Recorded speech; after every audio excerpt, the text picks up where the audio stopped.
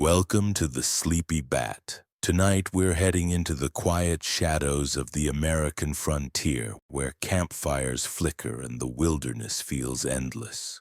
In this episode, we'll explore what nights were really like for bandits in the Wild West, where the desert wind whispered through ghost towns, and every flicker of a campfire could mean the difference between life, death, or a bullet waiting in the dark.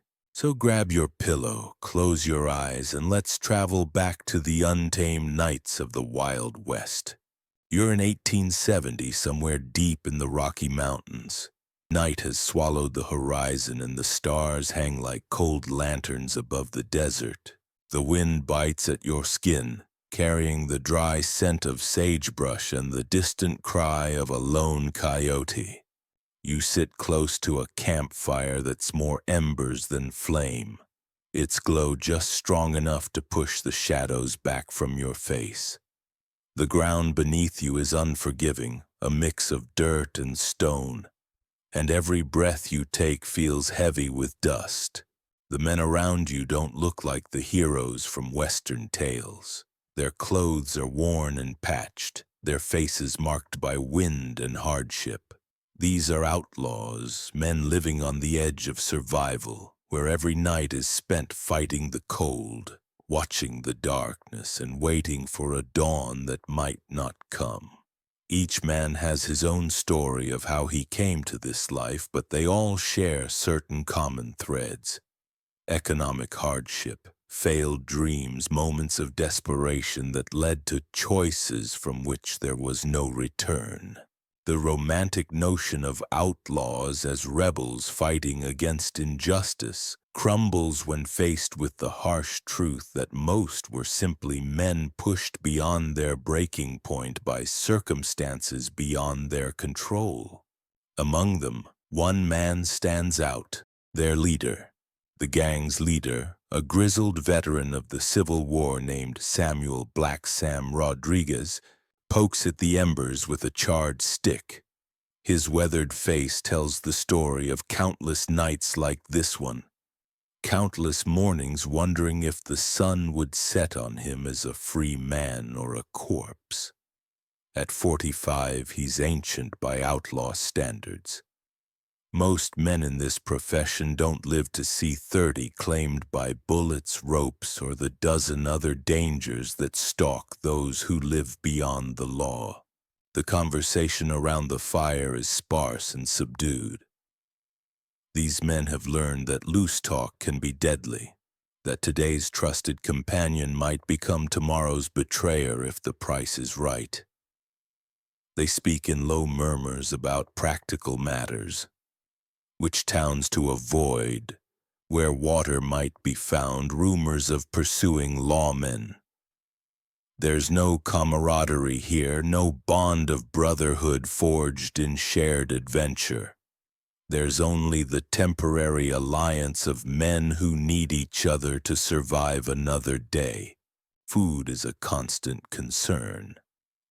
Their supplies consist of hardtack so tough it could crack teeth, strips of jerky that might once have been beef or horse, and whatever small game they can catch without the noise of gunshots giving away their position. Tonight's meal was a jackrabbit that Kid Morrison managed to snare, its tough meat providing barely enough sustenance to keep them going. Water is rationed carefully from their canteens, each drop precious in this arid landscape where the next source might be days away. The physical hardships are matched by the psychological toll of their chosen existence. Paranoia becomes a survival skill, suspicion a daily companion. Every stranger encountered might be a lawman in disguise. Every friendly gesture a potential trap. The isolation eats at them like a cancer, cutting them off from the human connections that make life meaningful. They can't write letters to family, can't visit old friends, can't build relationships with anyone who might recognize their faces from wanted posters. Dutch Hendrik stares into the dying flames, his mind wandering to memories of his wife and children. He hasn't seen them in 3 years, doesn't even know if they're still alive. The last letter he received, forwarded through a complex network of sympathizers and intermediaries, told of his youngest daughter's illness. He'd wanted to return, to hold her one more time, but knew his presence would only bring danger to his family. The law has a long memory and longer reach. The wanted posters describe Dutch as armed and dangerous, worth $500 dead or alive. To the men hunting him, he's nothing more than a problem to be solved, a criminal to be brought to justice. But sitting here in the cold darkness, he's simply a father aching for his children, a husband mourning the life he'll never have again. It's Bamamarun the Bashibodgut. Black Sam checks his pocket watch, a battered timepiece that somehow still keeps accurate time despite the abuse it's endured. 3 hours until dawn, when they'll need to move again. Always moving, always running, like wolves pursued by an endless pack of hunters. He's grown tired of it all, tired of the constant vigilance, tired of sleeping on hard ground, tired of seeing his reflection in wanted posters throughout the territory. The fire dies to glowing coals and the canyon fills with deeper shadows. One by one, the men wrap themselves in their thin blankets and attempt to find whatever rest they can on the unforgiving ground. But sleep remains elusive, haunted by memories of past mistakes and fears of future consequences. As the night deepens and the stars wheel overhead in their ancient patterns, these men face the same questions that plague all who choose to live outside society's boundaries. How long can they continue this existence? What price will they ultimately pay for the choices they've made? And in their darkest moments, they wonder if the freedom they thought they were claiming was really just another kind of prison, one with walls made of fear and isolation rather than stone and iron. The brutal nights of the Wild West continue, each one a test of endurance for those who dare to challenge the established order. But as we'll discover in the chapters ahead, the daylight hours bring their own unique terrors and challenges for men living beyond the reach of law and civilization. The first pale fingers of dawn creep across the eastern horizon, painting the canyon walls in shades of rose and gold. But for our band of outlaws, sunrise brings no comfort, no sense of new beginnings. Instead, it signals another day of survival, another 24 hours of staying one step ahead of the law that pursues them with the patience of vultures circling a dying animal. Black Sam is the first to stir, his internal clock honed by years of this nomadic existence. He moves quietly, careful not to disturb the others just yet. Every movement is calculated, economical. Wasted motion could mean the difference between escape and capture, between life and death. He peers over the rim of their rocky shelter, scanning the horizon for any sign of dust clouds that might indicate approaching riders. The landscape stretches endlessly in all directions, a vast canvas of muted browns and grays, broken only by the occasional splash of green where water has managed to sustain life. To most observers, it would appear empty, lifeless. But Sam's experienced eyes read the terrain like a book, noting every possible hiding place, every potential ambush site, every route of escape should trouble arrive. Satisfied that the immediate area remains clear, he returns to the dying embers of their fire. With practiced efficiency, he coaxes a small flame back to life, just enough to heat water for what passes as coffee in their world. The bitter brew is made from chicory and whatever roots they can forage, a pale shadow of the rich, aromatic coffee enjoyed by civilized folk in proper towns with proper kitchens.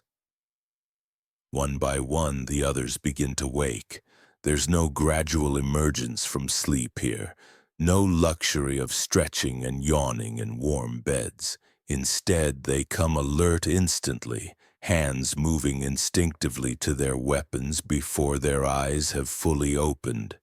It's a reflex born of necessity, hammered into them by countless mornings when danger lurked just beyond their makeshift camps.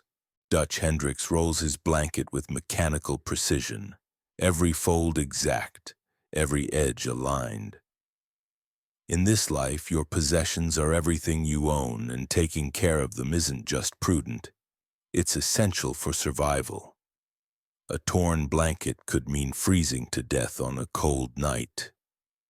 A damaged saddle could leave you stranded on foot in hostile territory. Every item has been carefully chosen for its utility and durability, and every item must earn its place in their meager inventory. Kid Morrison stretches his young limbs, feeling the ache of another night spent on unforgiving ground. At 20, his body should be resilient, capable of enduring hardship without complaint. But months of this existence have aged him beyond his years. His face, once smooth and optimistic, now bears the drawn look of a man who has seen too much and slept too little. The boyish enthusiasm that once made him eager for adventure has been ground away by the relentless realities of outlaw life. The morning routine is swift and efficient. Bedrolls are packed, weapons checked and cleaned, and the cold ashes of their fire are scattered to remove any trace of their presence. They've learned to live like ghosts, leaving no sign of their passing for the trackers who follow. A bent twig, a scuff mark in the dirt. Even the faint smell of wood smoke can betray their location to skilled hunters. Jake Martinez takes point as they prepare to move out, his military training evident in the way he surveys their surroundings. He's fought in real battles, faced enemy soldiers across smoky battlefields where courage and skill meant the difference between victory and defeat. But this is different. This is a war of attrition, fought not with grand charges and dramatic confrontations, but with endless vigilance and the constant gnawing fear of discovery. Their horses, like their riders, show the wear of this nomadic existence. Once proud animals have been reduced to scrappy survivors, their coats dull, their ribs visible beneath patchy fur. They're fed when food can be spared, watered when sources are found, and pushed to their limits when escape demands speed. The romantic image of the outlaw's faithful steed, always ready for a thundering gallop across the plains, dissolves when faced with the reality of malnourished animals pushed beyond endurance. The gang mounts up in practiced silence, each man checking his equipment one final time. Ammunition is counted and recounted. Bullets are precious currency in this world, and running out at the wrong moment means certain death. Canteens are shaken to gauge water levels, and maps are consulted to plot their route away from this temporary sanctuary. As they ride out of the canyon, the sun climbs higher, bringing with it the promise of another scorching day. The desert heat is as much an enemy as any lawman, capable of killing the unprepared with merciless efficiency. They'll need to find shade during the worst of the midday sun, another consideration in their endless calculations of survival. The trail they follow is barely visible, a faint track used more by animals than humans. Staying off the main roads is essential, but it comes at a cost. The going is slower, the terrain more treacherous, and the risk of getting lost ever present. One wrong turn in this wilderness could lead them into a dead-end canyon or away from the water sources they desperately need. Black Sam sets a measured pace, balancing the need for distance against the necessity of preserving their horse's strength. Behind him, the others follow in single file, each man lost in his own thoughts. The silence stretches between them like a physical thing, broken only by the creak of leather, the soft thud of hooves on dirt, and the occasional snort from one of the horses. This is the reality of the outlaw trail, not dramatic shootouts and daring escapes, but hour after hour of tedious travel across hostile terrain, always watching, always listening, always ready to run.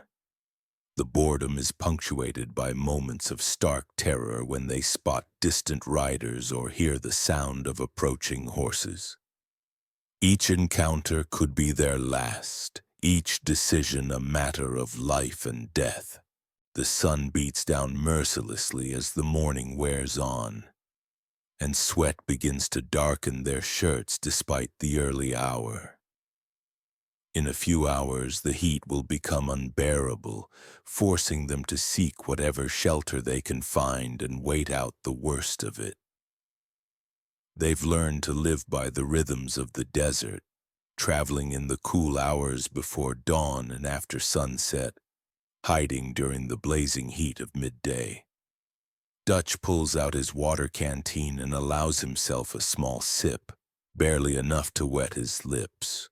Water discipline is crucial in this environment, and many an outlaw has died with his tongue swollen black simply because he couldn't resist drinking too much too soon. The liquid is warm and tastes of metal and leather, but it's life itself in this parched landscape. As they crest a low ridge, the vast expanse of the territory spreads before them like an ocean of stone and sand. Somewhere out there, pauses are forming, bounty hunters are saddling their horses, and telegraph wires are carrying descriptions of their crimes to every sheriff's office within 100 miles.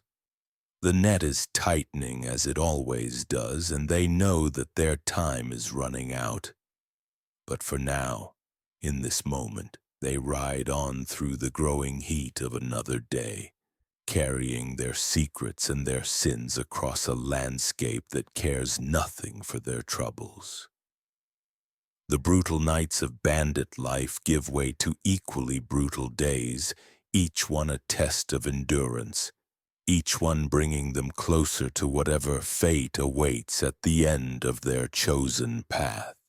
The silence between them deepens as they disappear into the shimmering heat haze. 4 small figures swallowed by the immensity of the American West. Their story written in dust and sweat and the endless pursuit of a freedom that may be nothing more than an illusion. The afternoon sun climbs toward its merciless peak, transforming the desert into a furnace that saps the strength from both man and beast. Our band of outlaws seeks refuge beneath a rocky overhang, a meager shelter that provides blessed shade but little relief from the oppressive heat that seems to press down upon them like a physical weight. Here in the stifling stillness of midday they wait. There's no conversation now, barely even the energy to swat away the persistent flies that buzz around their sweat-stained faces. Each man retreats into himself, conserving what little strength remains for the journey that must resume once the sun begins its descent toward the western mountains. Black Sam removes his hat and wipes his brow with a bandana that's seen better days. The fabric comes away dark with perspiration and grime, a testament to the conditions they endure day after day. He's lived through many such afternoons, hidden in whatever scant shelter the unforgiving landscape provides, waiting for the heat to break enough to continue their endless migration. The horses stand with their heads hanging low, their breathing labored in the thin, superheated air. Foam flecks their bits and their flanks heave with each breath. These animals, once spirited and strong, have been reduced to mere shadows of their former selves by the demands of outlaw life. There's no veterinarian to tend their ailments, no stable master to ensure their proper care. They receive whatever attention their riders can spare, which is precious little when survival itself hangs in the balance. Water becomes an obsession in these hours. Each man knows exactly how much remains in his canteen, has calculated and recalculated how long it might last. The nearest known water source is still miles away, and there's no guarantee it hasn't run dry in this drought-stricken season. They've all heard stories of men found dead beside dried creek beds, their canteens empty, their hopes crushed by the cruel indifference of nature. Nominala. Dutch Hendricks closes his eyes and tries to transport himself elsewhere, to memories of cooler times and happier places. He recalls the shade of the great oak tree beside his former home, where his children would play on summer afternoons while his wife tended her garden. The memory is so vivid he can almost hear their laughter carried on a breeze that doesn't exist in this hellish landscape. But such reveries are dangerous luxuries. In this world, a moment's inattention can mean death. Even now, as they rest in what seems like complete isolation, ears must remain tuned to the slightest sound that might herald approaching danger. The desert plays tricks with sound, carrying voices across impossible distances while swallowing the hoofbeats of approaching horses until they're practically upon you. Kid Morrison fidgets with his gun belt, the leather hot to the touch even in the shade. The weapons they carry are tools of their trade, but they're also burdens that must be maintained despite the harsh conditions. Sand works its way into every mechanism. Heat warps metal components, and the constant handling in sweaty palms leaves everything slick and treacherous. A gun that misfires at the crucial moment is worse than no gun at all. The ammunition they carry represents another constant concern. Each cartridge is precious, worth more than gold in certain circumstances. They can't afford to waste shots on practice or hunting unless absolutely necessary. Every bullet must count, whether it's used to bring down game for food or to fight their way out of an ambush. The weight of the cartridges in their gun belts is both reassuring and terrifying. Protection and reminder of their mortality in equal measure. As the sun reaches its zenith, the heat becomes almost unbearable. The air shimmers with mirages that create phantom lakes and impossible cities on the horizon. In such conditions, the mind begins to play tricks, seeing movement where none exists, hearing sounds that aren't there. Experienced outlaws learn to distinguish between reality and hallucination, but the constant strain takes its toll on their mental faculties. Jake Martinez pulls out a piece of jerky and attempts to chew it, but his mouth is too dry to produce enough saliva to soften the leather-tough meat. He puts it away, knowing he'll need to wait until they find water before attempting to eat again. Hunger is a constant companion in this life, but dehydration is the more immediate threat. A man can survive weeks without food, but only days without water in this climate. The isolation weighs heavily upon them all. In civilized society, the heat of the day might be broken by conversation, by shared meals, by the simple comfort of human companionship. But these men have learned that trust is a luxury they cannot afford. Today's ally might become tomorrow's betrayer if the reward money grows large enough or if desperation drives him to make that fateful choice. They've all heard the stories of gangs torn apart by betrayal, of men who rode together for years only to have one member lead the law to their hideout in exchange for amnesty. The bonds that might naturally form between men facing common hardships are poisoned by suspicion, and the knowledge that survival often depends on looking out for oneself above all others. Black Sam studies the faces of his companions, reading the signs of stress and exhaustion that mark each man. He's seen strong men break under the pressure of this existence, watched as the constant fear and privation drove them to desperate acts or complete mental collapse. The human spirit, he's learned, is resilient but not infinite. Everyone has a breaking point, and life on the outlaw trail is designed to find and exploit that weakness. The afternoon stretches endlessly before them, each minute crawling by with agonizing slowness. There's nothing to do but wait, conserve their strength, and pray that no dust cloud appears on the horizon to signal approaching trouble. In the distance, a vulture circles lazily on the thermal currents, a patient reminder of the fate that awaits those who falter in this unforgiving environment. The heat creates its own soundtrack, the subtle expansion of metal cooling in shade, the barely audible whisper of sand shifting in the breeze, the labored breathing of overheated horses. These sounds become hypnotic, lulling tired minds toward dangerous complacency.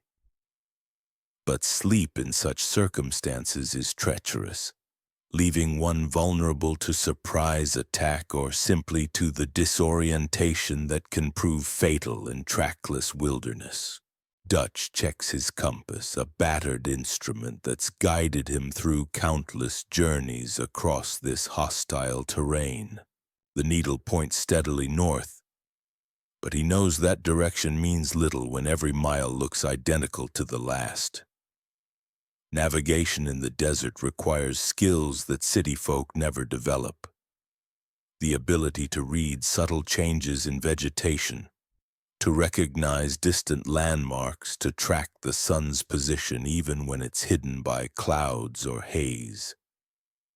As the shadows begin to lengthen imperceptibly, indicating that the sun has passed its peak, the men start to stir with the restless energy of those who know they must soon resume their journey. The afternoon is still brutally hot, but experience has taught them that waiting for comfortable conditions is a luxury they cannot afford. Better to travel in manageable heat than to risk being caught in the open when pursuit arrives. The horses sense the approaching time to move and lift their heads slightly, their ears pricked forward in anticipation. These animals have learned the rhythms of outlaw life as surely as their riders, understanding that rest periods are always temporary, and that the next demand for speed and endurance is never far away. Black Sam takes a careful sip from his canteen, savoring the warm liquid as if it were the finest wine. Around him, his companions perform their own small rituals of preparation.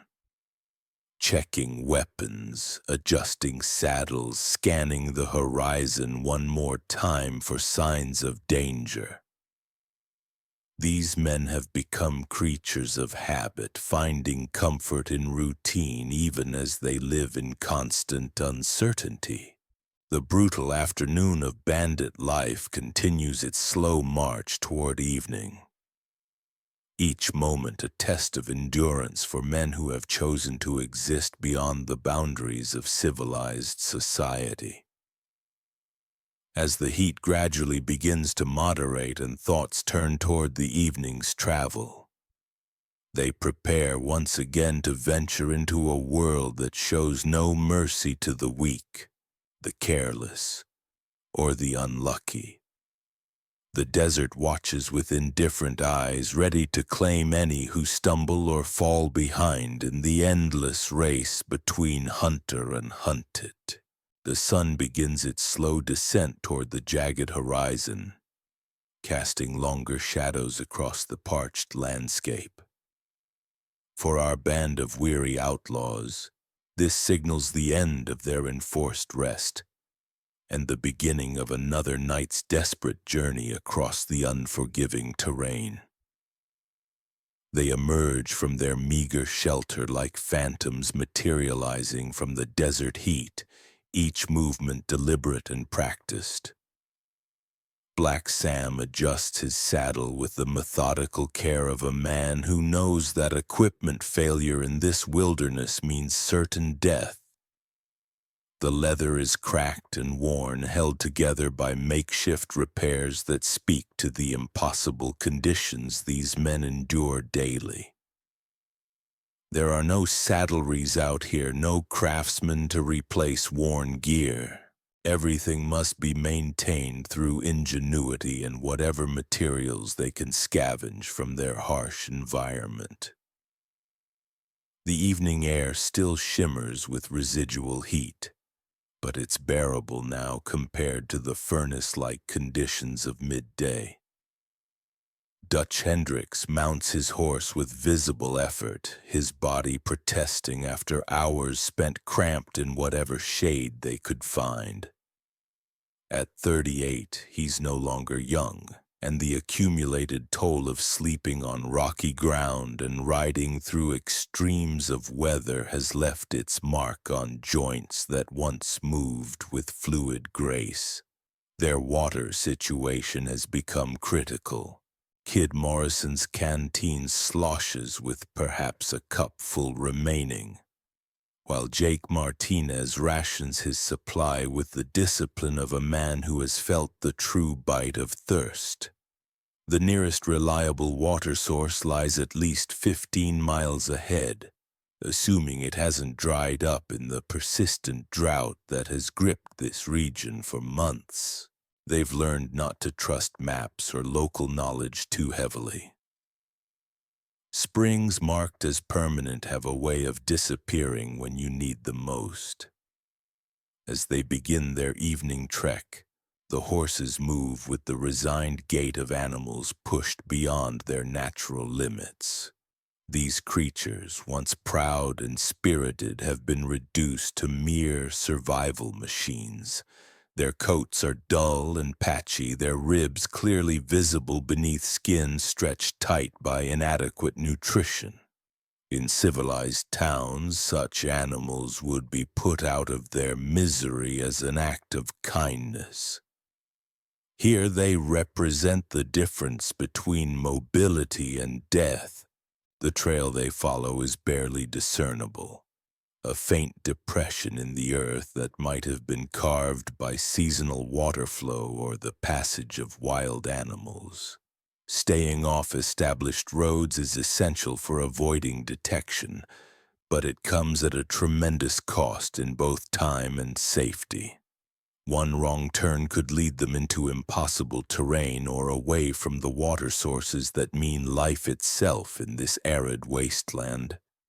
Black Sam sets a measured pace, his experienced eye constantly scanning the terrain ahead. He's learned to read the subtle signs that indicate danger. The flight patterns of birds disturbed by approaching riders, the way dust hangs in the air differently when raised by human activity rather than wind. These skills have kept him alive when younger, less observant men have fallen victim to ambushes or pursuit. The silence that settles over the group is profound and telling. These men have learned that unnecessary conversation can carry for miles in the thin desert air, potentially betraying their location to anyone who might be tracking them. But the quiet goes deeper than mere tactical caution. Trust, that fundamental bond that should unite men facing common dangers, has been eroded by the harsh realities of their chosen existence.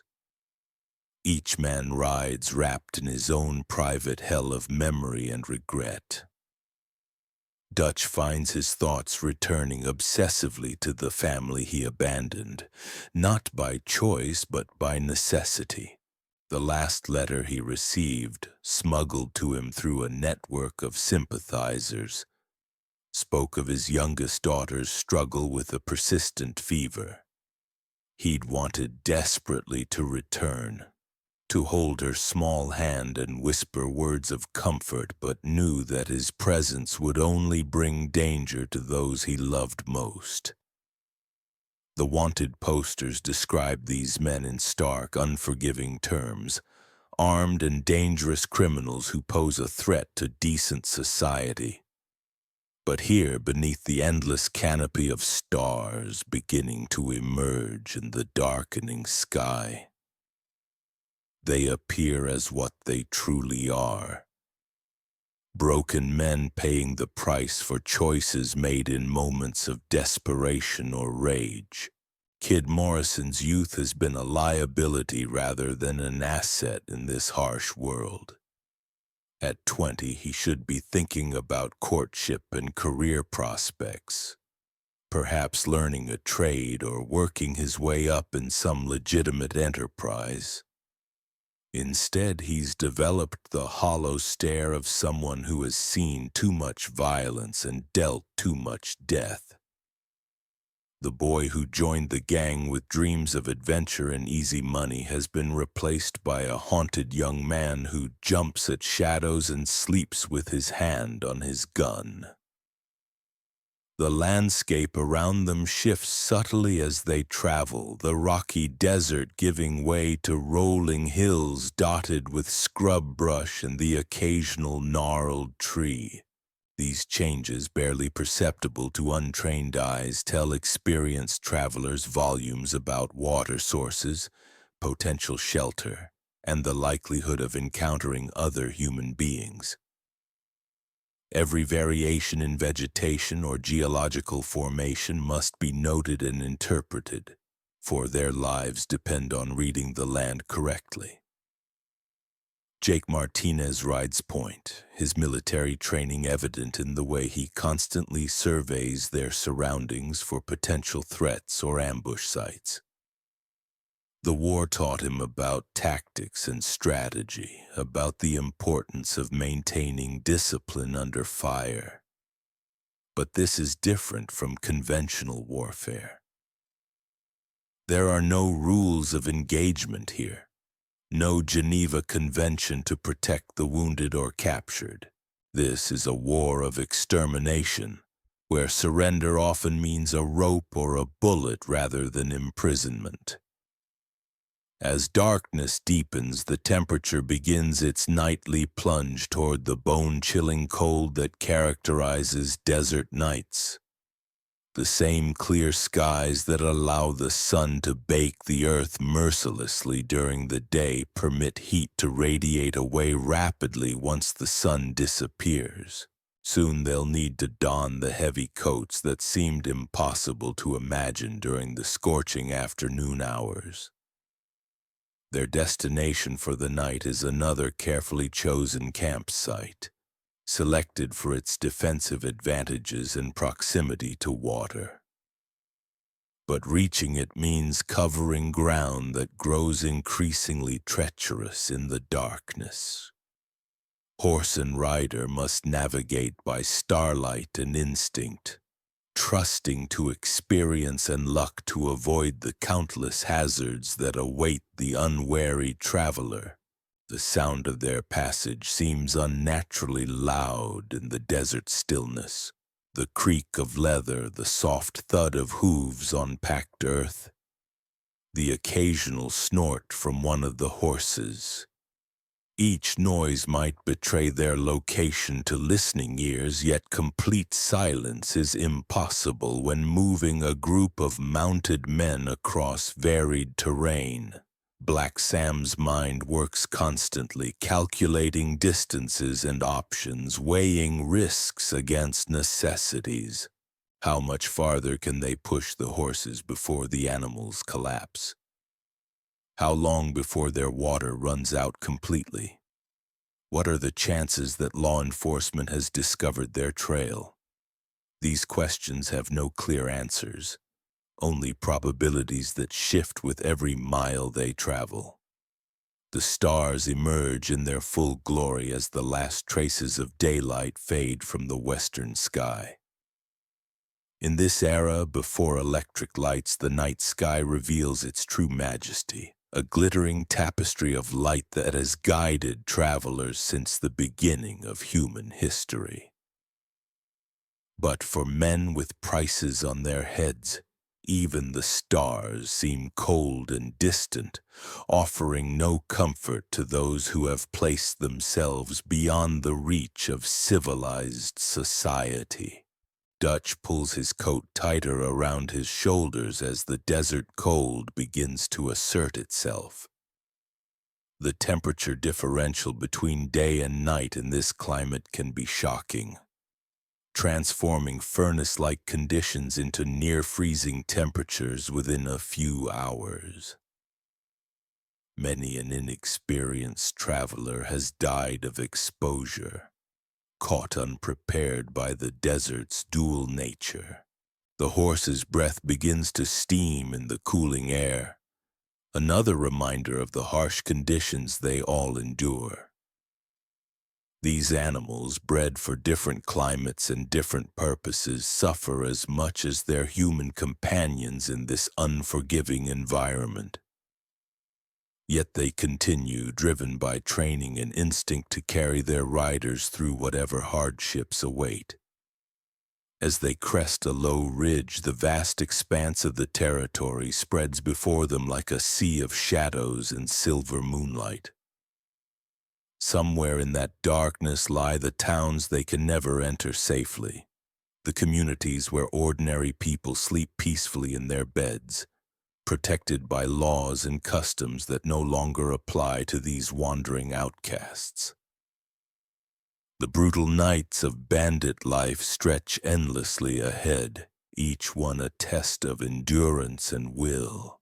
But for now, they ride on through the gathering darkness, four small figures swallowed by the immensity of the American frontier, their fate intertwined with the harsh rhythms of a landscape that shows no mercy to the weak or foolish. Behind them, their tracks are already being obscured by the wind, erasing the evidence of their passage like the desert erases all things that dare to disturb its ancient silence. The night deepens around them, bringing with it new dangers and challenges that will test their ability to survive until another dawn breaks over their uncertain world. The night deepens around them like a living thing, pressing close with cold fingers that seem to reach through their worn clothing to touch the very marrow of their bones. As they descend into a narrow valley carved by some long-vanished river, the temperature drops further still, transforming their breath into ghostly plumes that dissipate quickly in the thin air. Here, sheltered between weathered canyon walls, they finally allow themselves to slow their pace. The horses pick their way carefully over loose stones and scattered debris, their hooves finding purchase on treacherous footing that could spell disaster for the unwary. One stumble, one misstep in this darkness could leave a man afoot in hostile territory with little hope of survival. Black Sam raises his hand, signaling a halt. In the distance, barely audible above the whisper of wind through stone, comes the sound they've been hoping to hear all day. The gentle trickle of running water. It's a sound that means life itself in this parched wilderness, more precious than any music ever composed by civilized hands. They approach the water source with the reverence of pilgrims reaching a sacred shrine. The spring emerges from a crack in the canyon wall, forming a small pool before disappearing again into the thirsty earth. The water is clear and cold, tasting of minerals and stone, but free from the alkali taint that makes so many desert sources undrinkable. The horses push forward eagerly, their animal instincts overriding training as they plunge their muzzles deep into the life-giving liquid. Steam rises from their sweating flanks as they drink deeply, their bodies trembling with the relief of finally finding sustenance after hours of torment. Dutch kneels beside the pool and cups the water in his hands, drinking slowly despite his body's desperate craving for more.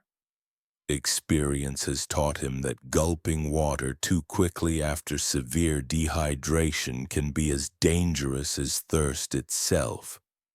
His stomach cramps painfully as the cool liquid hits his empty belly, but he forces himself to maintain discipline.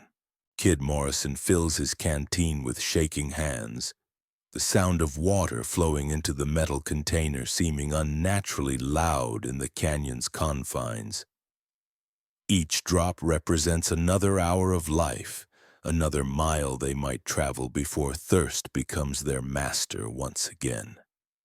He counts the swallows as he drinks, rationing even this moment of abundance against future need.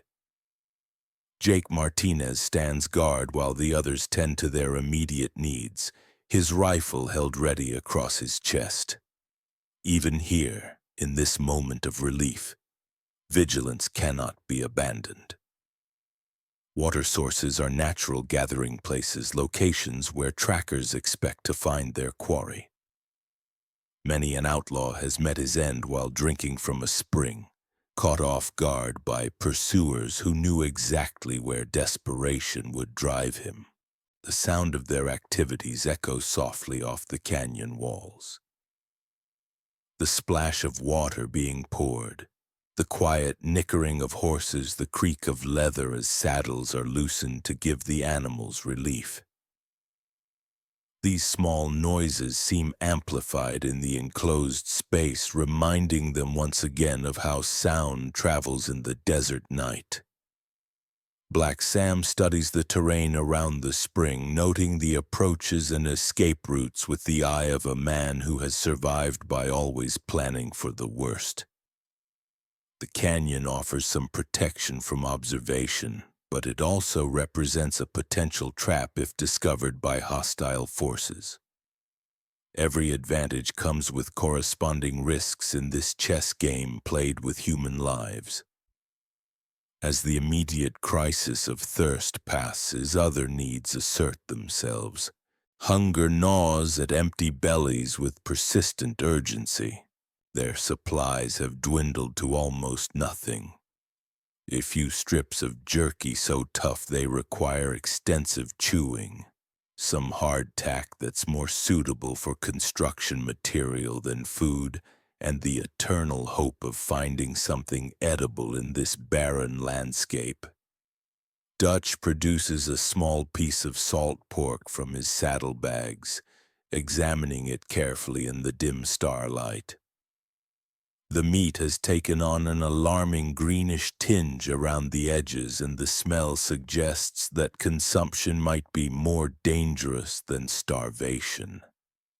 He hesitates, weighing hunger against the very real possibility of food poisoning in a place where medical attention is non-existent.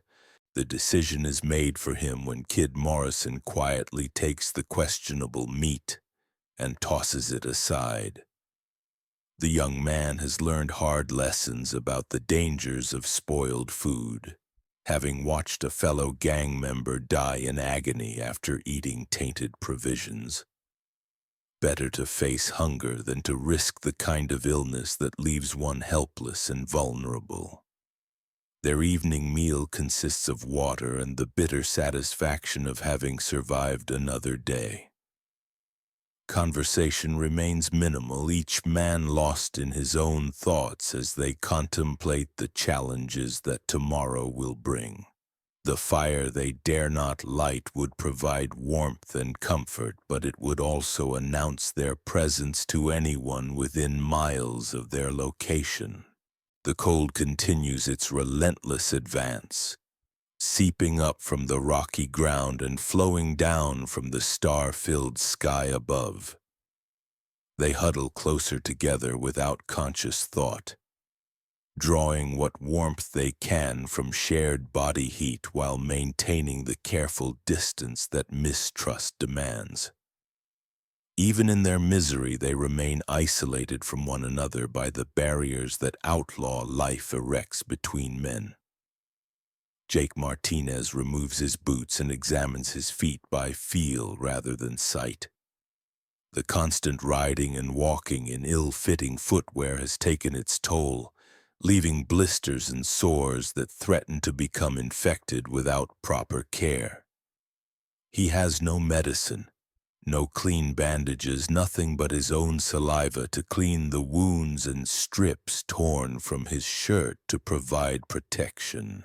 The horses stand with their heads hanging low, their breathing gradually returning to normal after the desperate journey to reach water. These animals have given everything they have to give, pushed beyond reasonable limits by men who have no choice but to demand the impossible. Their loyalty is rewarded with whatever meager care their riders can provide, which amounts to little more than loosened cinches and a few handfuls of sparse grass. Dutch lies back against his saddle, using the leather as a pillow despite its hardness and the way the metal fittings dig into his skull. Above him, the Milky Way stretches across the desert sky in all its glory, a river of light that seems to mock his earthbound struggles. He remembers lying beneath these same stars as a child, filled with wonder at the vastness of creation. Now they seem cold and distant, offering no comfort to a man who has lost his way in more than just the geographical sense. The night sounds of the desert begin to assert themselves as the human intruders settle into temporary stillness. The distant howl of a coyote echoes off canyon walls, answered by another from a different direction. Somewhere in the darkness, a small creature scurries across loose stones. Perhaps a desert rat or lizard going about its nocturnal business. These sounds, which might seem ominous to city dwellers, provide a strange comfort to men who have learned to read the desert's moods. Black Sam checks his pocket watch, its ticking audible in the profound quiet. 3 hours until moonset, when the darkness will be deepest and their chances of moving undetected at their best. But that also means 3 hours of lying on hard ground, fighting the cold and their own exhausted bodies' demand for rest. Sleep comes fitfully, if at all. Each man takes his turn at watch, scanning the canyon rim for any sign of movement while his companions attempt to find what rest they can. The guard duty rotates every hour, ensuring that someone is always alert while preventing any single individual from becoming too exhausted to be effective. Kid Morrison draws the first watch, settling himself where he can observe both ends of the canyon while remaining concealed from outside observation. His young eyes are better adapted to the darkness than those of his older companions, but the responsibility weighs heavily on his shoulders. The lives of 3 other men depend on his vigilance, and the knowledge that a moment's inattention could doom them all keeps him hyper-alert despite his exhaustion. The temperature continues to drop, and soon their breath becomes visible in the frigid air.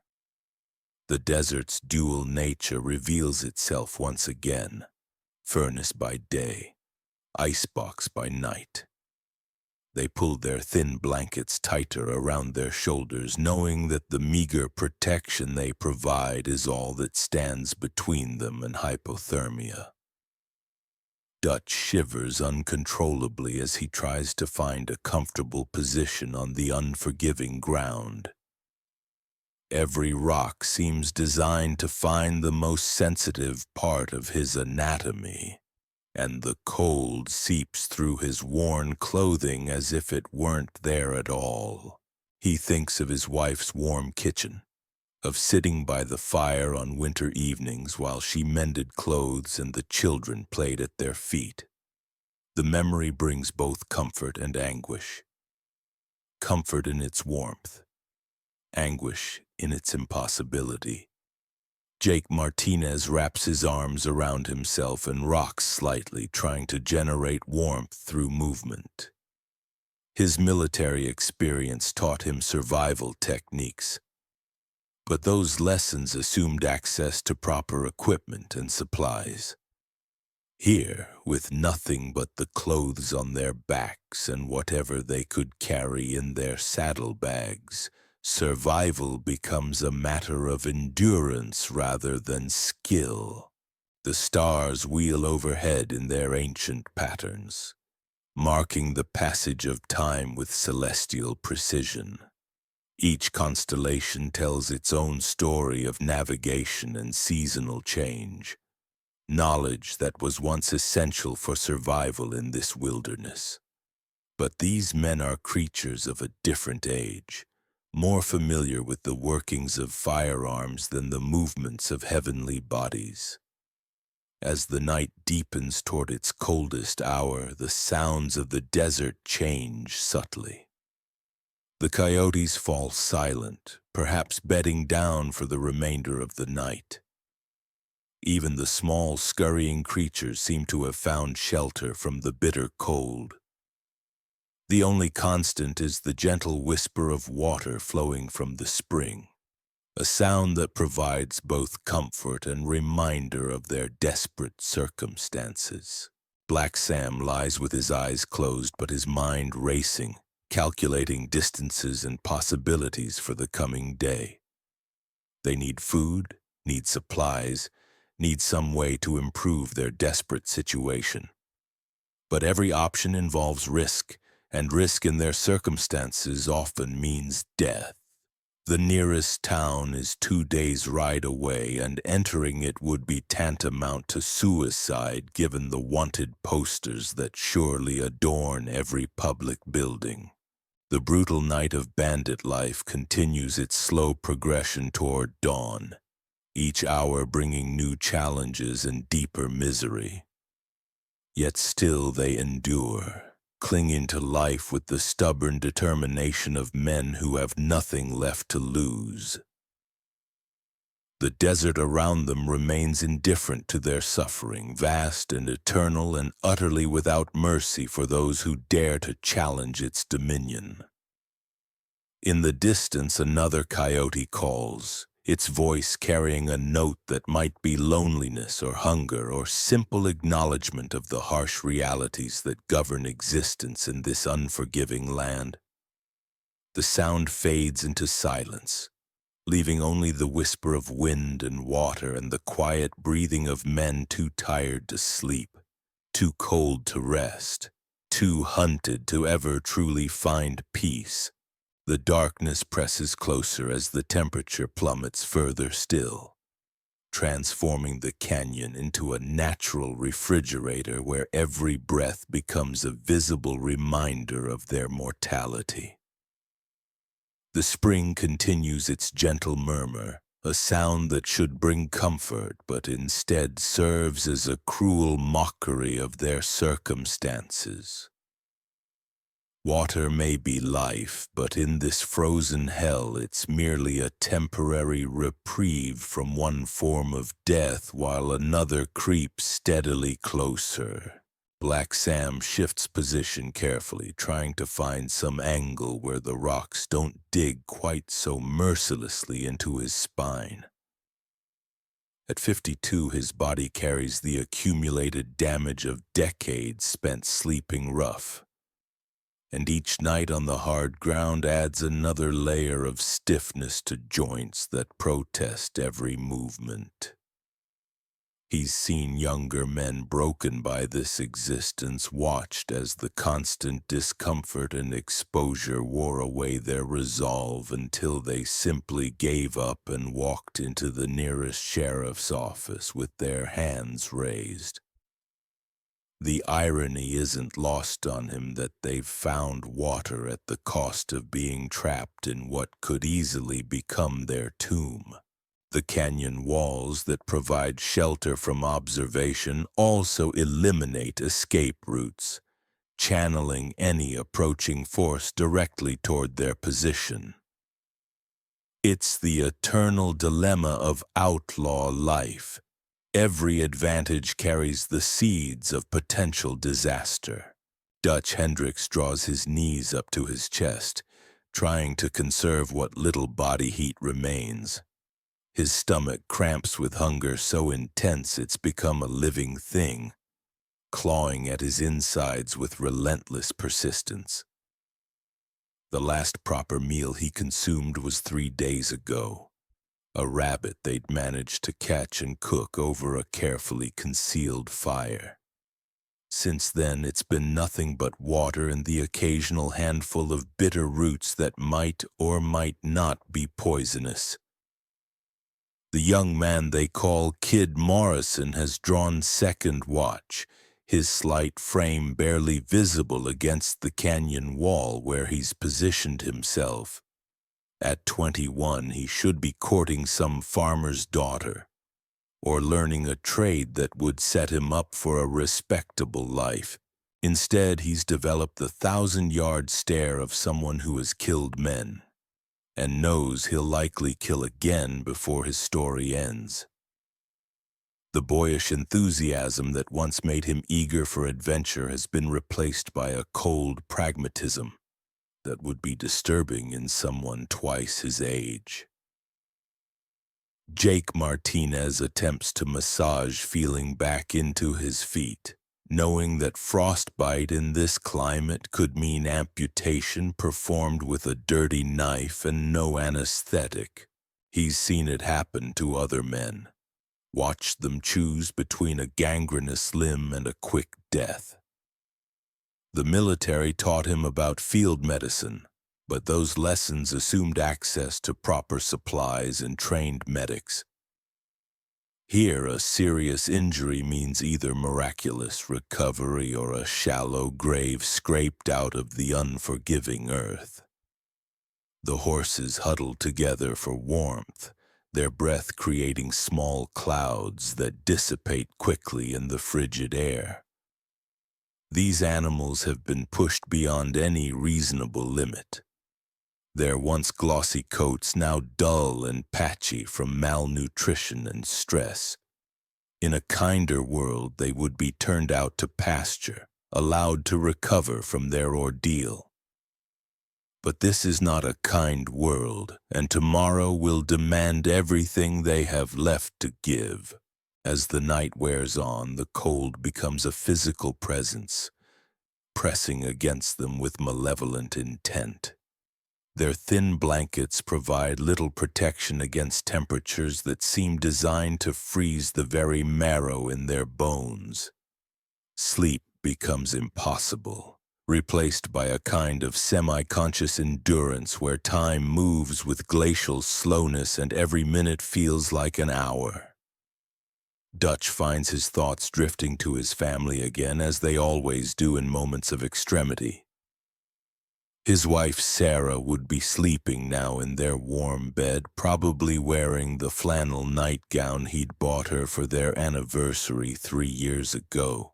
The children would be nestled in their own beds, safe and secure in a world where fathers came home for dinner, and mothers sang lullabies instead of crying themselves to sleep. The guilt is almost worse than the physical discomfort. He chose this path, made the decision that led him away from everything he held dear.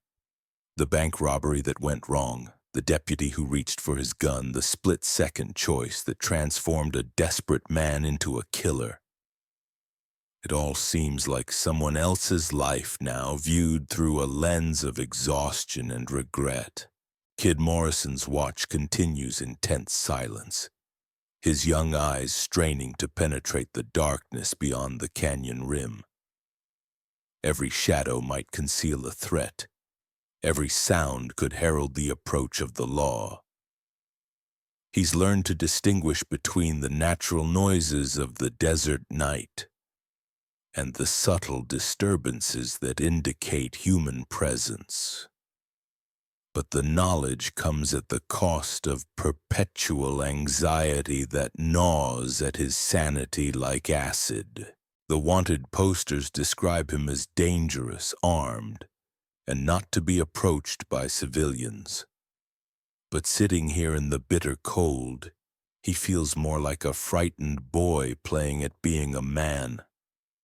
The gun on his hip feels impossibly heavy, weighted with the memories of the 3 men he's killed in the 18 months since joining the gang. Their faces visit him in the darkest hours, accusatory and unforgiving. Black Sam's mind works constantly, even as his body shivers with cold, calculating their options for the coming day. They need food desperately, but hunting would require gunshots that could be heard for miles. They need warmer clothing, but that means risking exposure by entering a town or attacking travelers. Every necessity has become a potential death sentence in their current circumstances. The spring provides the only constant in their world of uncertainty, its gentle flow unchanged by their presence or their suffering. Water has carved this canyon over countless centuries, patient and persistent in its work. It will continue flowing long after their bones have turned to dust, indifferent to the small human drama playing out in its presence. Jake Martinez shifts position and immediately regrets it as a sharp stone finds a tender spot between his ribs. The ground seems designed to cause maximum discomfort, as if the earth itself has joined the forces arrayed against them. He thinks of his army days when sleeping rough was part of the training rather than a permanent condition. Even in the worst field conditions, there had been the promise of eventual return to civilization, to hot meals and warm beds and the company of decent people. That world seems impossibly distant now, separated from his current reality by choices that can never be undone. The war had taught him to kill efficiently and without hesitation, skills that proved all too useful when desperation drove him to outlawry. But military service had also instilled concepts of honor and duty that sit uneasily with his current existence. The temperature continues its relentless descent, and soon their water begins to show a thin skin of ice around the edges of the pool. The horses stand with their heads lowered, conserving energy for the ordeal that daylight will surely bring. Their loyalty to their human companions is touching and terrible, a reminder of innocence in a world where such qualities have become dangerous luxuries. Dutch wraps his arms around himself and rocks gently. trying to generate warmth through movement. The motion reminds him of how he used to comfort his youngest daughter during thunderstorms, holding her close until the fear passed and sleep claimed her. Now he's the one in need of comfort, and there's no one to provide it in this desolate place. The stars continue their ancient dance overhead, indifferent to the suffering below. In his youth, Dutch had found wonder in the night sky, seeing in it evidence of divine order and purpose. Now the stars seem cold and distant, offering no comfort to men who have placed themselves beyond the reach of both law and grace. As Kid Morrison's watch draws toward its end, he strains his ears for any sound that might indicate approaching danger. The desert night is full of small noises. The scurry of rodents, the distant call of night birds, the whisper of wind through stone. But underneath it all lies a quality of listening silence, as if the very landscape is holding its breath in anticipation of violence. The changing of the guard happens silently, Jake Martinez taking his position while the young man settles into what passes for sleep in their circumstances. But true rest remains elusive, replaced by a kind of exhausted vigilance where consciousness flickers between awareness and something approaching oblivion. Black Sam takes his turn at watch as the night reaches its coldest point, the hour before dawn when temperatures plummet to their lowest ebb. His breath comes in sharp puffs that dissipate immediately, and his fingers have grown so numb he can barely feel his rifle's trigger. This is when men die of exposure, when bodies pushed beyond their limits simply surrender to the cold. The canyon walls loom above them like the ribs of some massive skeleton, creating a sense of enclosure that borders on claustrophobia. They're trapped here by their own needs, prisoners of the water that keeps them alive but also makes them vulnerable. It's a perfect metaphor for their entire existence. Every necessity becomes a potential weakness, every advantage a possible trap. Dutch has given up any pretense of sleep, instead lying motionless and trying to conserve what little warmth remains in his body. His stomach has moved beyond hunger into a kind of hollow ache that seems to echo in his chest. Food has become an abstract concept, something that exists in memory rather than immediate possibility. The night stretches endlessly before them, each minute crawling by with agonizing slowness. There's nothing to do but endure to outlast the cold and the hunger and the crushing weight of their circumstances. They've become experts in survival, but survival without hope is merely a prolonged form of dying. As the hours pass with glacial slowness, each man retreats deeper into himself, finding whatever reserves of strength remain to carry him through until dawn. The brutal night of bandit life continues its merciless advance, testing the limits of human endurance and finding those limits closer than any of them would care to admit. The desert around them remains vast and indifferent, a landscape that has witnessed countless similar scenes of human suffering without offering either judgment or mercy. They are small figures against its immensity, their struggles insignificant in the larger scheme of creation. Yet they persist, clinging to life with the stubborn determination of men who have nothing left to lose and nowhere else to go. The spring continues its gentle murmur, marking time with liquid persistence while the stars wheel overhead in their eternal patterns. Soon the first pale light of dawn will creep across the eastern horizon, bringing with it new challenges and fresh reminders of their desperate circumstances. But for now, in the deepest hour of night, they simply endure, breathing proof that the human spirit can survive even the most brutal conditions when survival is the only remaining option.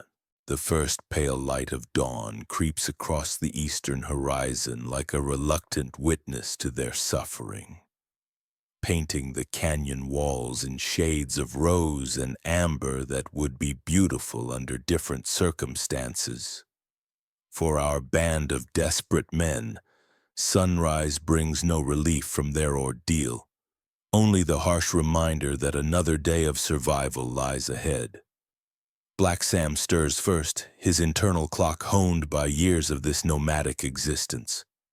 Every joint protests as he rises from the unforgiving ground, his body a catalogue of accumulated injuries and deprivations that would fell a lesser man. The cold has settled deep into his bones, and he moves with the careful deliberation of someone whose margin for error has been reduced to nothing. Around him, his companions begin the slow process of returning to consciousness, each man emerging from whatever fitful rest he managed to find during the brutal night.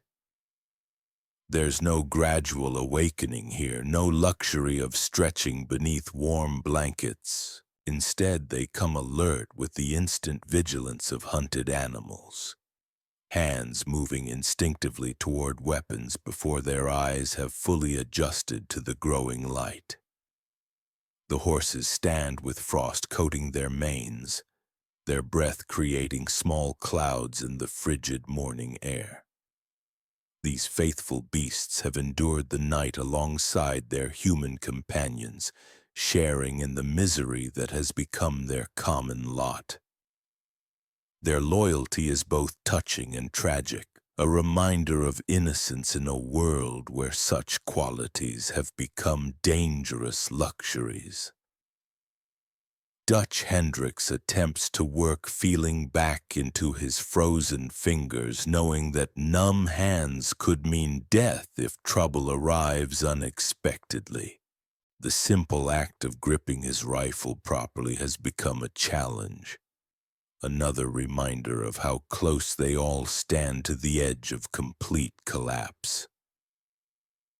His stomach cramps with hunger so intense it doubles him over, but there's nothing to be done about it except endure. Kid Morrison moves like an old man despite his youth, the accumulated toll of their existence etched into every careful step.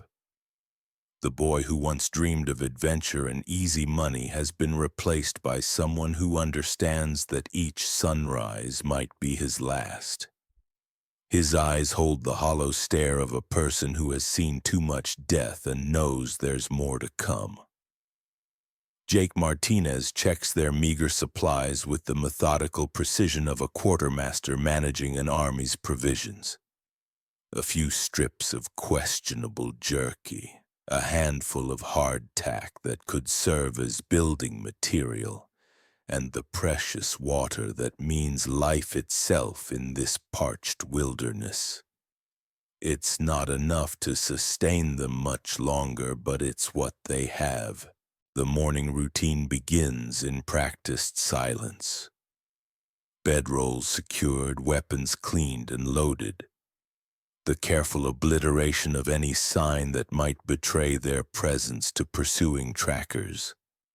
They've learned to live like ghosts, leaving no trace of their passage for the skilled hunters who follow with the patience of death itself. As they prepare to resume their endless journey, each man confronts the same terrible arithmetic that has governed their existence for so long. How many more days can they continue? How much longer before their bodies simply refuse to carry them forward?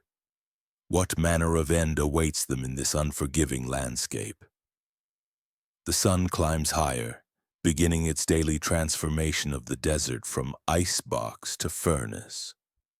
Soon the brutal cold will give way to equally brutal heat, and they'll face another day of the same grinding hardships that have worn them down to mere shadows of their former selves. Black Sam takes one last look around their temporary refuge, memorizing the details in case they ever need to return. But he knows they won't. Men in their position never retrace their steps, never look back, never allow themselves the luxury of familiar ground. There's only the endless forward motion of the hunted, the desperate flight that defines their entire existence. As they mount their weary horses and prepare to disappear once again into the vast wilderness, the spring continues its gentle murmur, unchanged by their presence or their departure. Water will flow through this canyon long after their stories have been forgotten, patient and eternal in its indifference to human suffering. The brutal nights of bandit life in the Wild West continue their relentless cycle, each one a test of endurance for men who have chosen to exist beyond the boundaries of civilized society. They ride into the growing heat of another day, 4 small figures swallowed by the immensity of the American frontier, their fate written in dust and desperation and the endless pursuit of a freedom that may be nothing more than an elaborate form of imprisonment. And so, dear listener, as the morning light dissolves the shadows of their temporary sanctuary, we leave these desperate souls to whatever destiny awaits them on the windswept plains. Their story, like so many others from that harsh and unforgiving era, serves as a sobering reminder that the romance of the Old West was often nothing more than a beautiful lie told to mask the brutal realities of life on the frontier. Thank you for joining me on this journey through the darker chapters of American history. If these tales of hardship and endurance have captured your imagination, please consider subscribing for more quiet explorations of our forgotten past. Until we meet again in another shadowy corner of history, may your own nights be warm and peaceful, far removed from the desperate struggles we've witnessed together. Sweet dreams. And remember, sometimes the most important stories are those that remind us how fortunate we are to live in gentler times.